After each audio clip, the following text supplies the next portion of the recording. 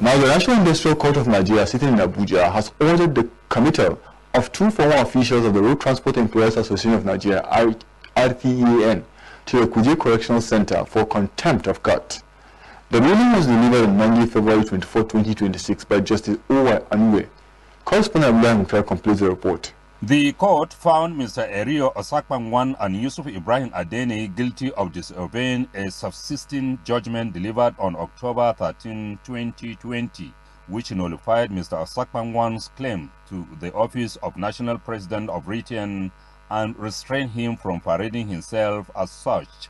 Justice Anoe dismissed a preliminary objection filed by the first respondent, which argued that the judgment had been nullified by the Court of Appeal. Speaking shortly after the ruling, Barrister Zanti Tamar Koles, counsel to the Road Transport Employers Association of Nigeria RTN, shed more light on the judgment.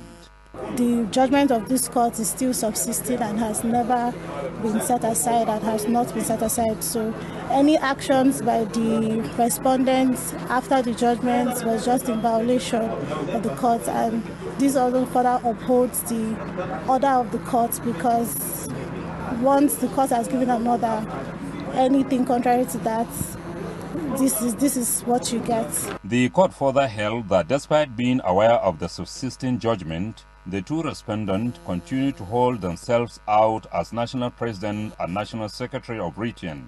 Evidence before the court showed that they issued official letters, convened meetings, granted media interviews, and published advertisements claiming leadership of the association.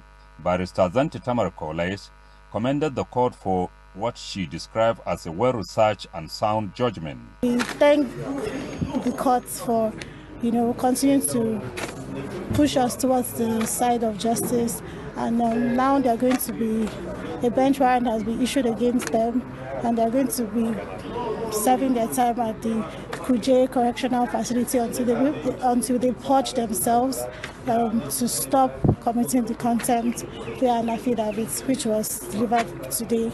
Justice Anoe noted that the respondent failed to file any counter affidavit or defense against the contempt allegations, thereby leaving the evidence of disobedience unchallenged, emphasizing that court orders must be obeyed whether or not a party agrees with them. The judge cited relevant provisions of the Sheriffs and Civil Processes Act and the National Industrial Court Act, which empower the court to punish acts of disobedience. Consequently, the court issued bench warrants against the two respondents and ordered their immediate committal to the Kuje Correctional Center, where they are to remain in custody until they purge themselves of the contempt by complying fully with the court orders through sworn affidavits. Abdullahi Mukhtar, ASO Television News.